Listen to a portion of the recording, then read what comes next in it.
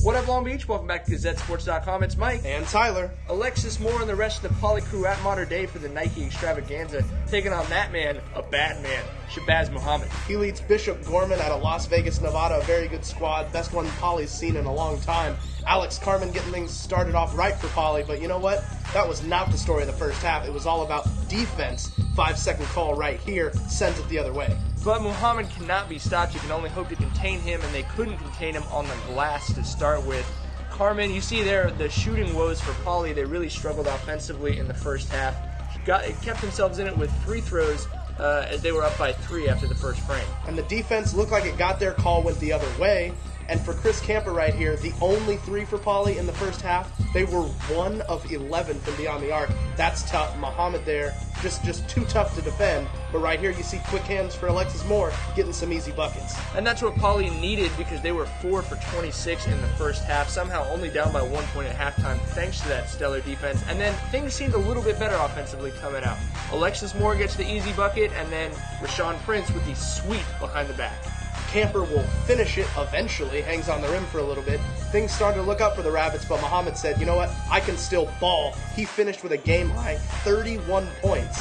He really put the team on his back, and then the whistles started coming. Yeah, these don't seem like significant fouls, but you know, when you pick up meaningless fouls in the third quarter, some, maybe cheap fouls, that can come back and hurt you in the fourth quarter. As Ryan Anderson starts the scoring, Poly offense improved greatly in the third quarter, scored 17 points, but Muhammad, that is why he's considering pretty much every great college basketball school in the nation. Jackrabbits looked a lot more alive in the third quarter. The scoring was significantly better, as you said. Here's Prince knocking down a triple right there.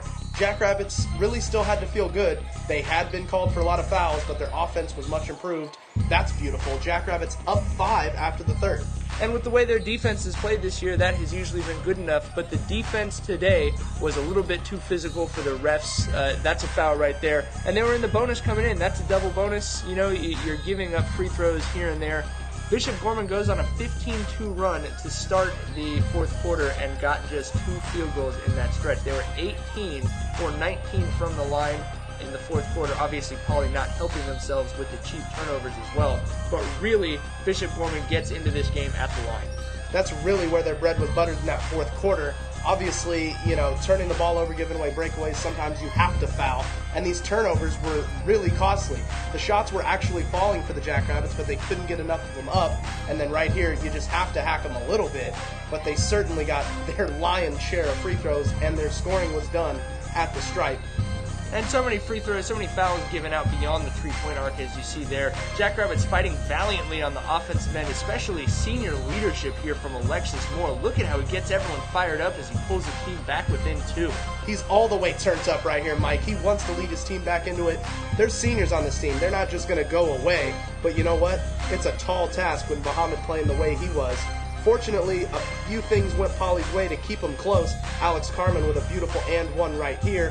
But you know what? It's the unseen free throws that were going in. Yeah, I'm not going to put 50 free throws in a highlight, but like we said, they did get 18 free throw points just in the fourth quarter. And in a game that ends up being decided by 5 points, that obviously is the story. Eventually, the luck's going to run out for Poly on the offensive end, as it does here for Moore. And Bishop Gorman is going to win 58-53, giving Poly their first loss of the season. Jackrabbits now 22-1. Tough loss for Long Beach Poly, but it is a quality opponent. And the state title still well within their grasp. Jackrabbits will return home to Long Beach. They'll head to J-Town on Tuesday to continue their Moore League slate before heading into the playoffs. You want all of that coverage, GazetteSports.com.